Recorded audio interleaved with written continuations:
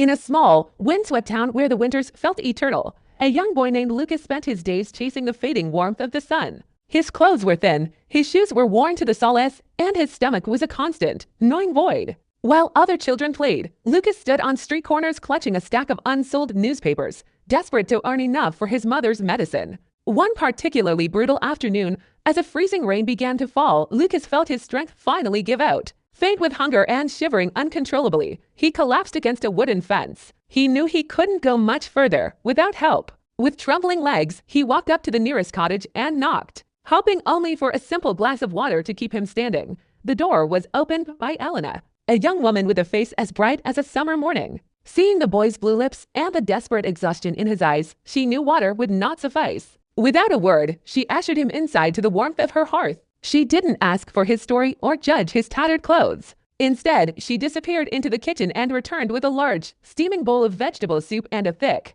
buttered slice of bread. Lucas ate with a ferocity born of starvation, the warmth of the broth slowly bringing the color back to his cheeks. When he was finished, he reached into his pocket to offer the few copper coins he had earned that day, but Elena gently pushed his hand away. "You owe me nothing, little one," she said with a soft smile. "My mother always taught me that kindness is a gift, and a gift should never be sold." Years turned into decades, and the memory of that afternoon became a quiet hum in the background of Elena's life. She grew old, and the world around her changed, eventually leaving her alone in a house filled with shadows and memories. One morning, while tending to her garden, a sharp, searing pain tore through her chest, and she collapsed. Local doctors were baffled by her rare heart condition and insisted she be moved to a prestigious hospital in the city, where only one specialist was capable of performing the delicate surgery required to save her. Elena underwent the operation in a haze of pain and anesthesia, and when she finally woke, she was surrounded by the sterile, white walls of a recovery ward. Though she was grateful to be alive, a new fear began to settle in her bones: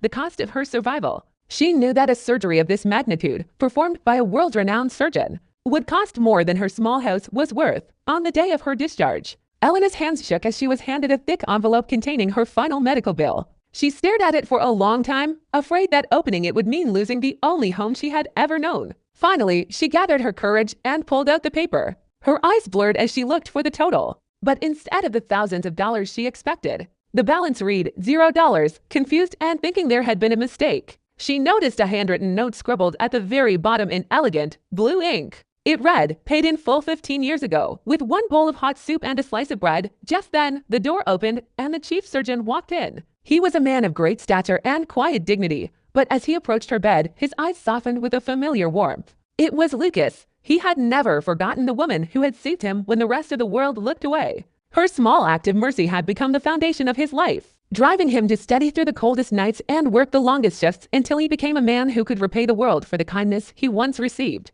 Lucas took Elena's withered hand in his own, the steady, skilled hand of a healer meeting the hand that had once fed him, and whispered, "Thank you, Elena. You didn't just give me a meal that day. You gave me a future. Today, I am simply returning what was always yours."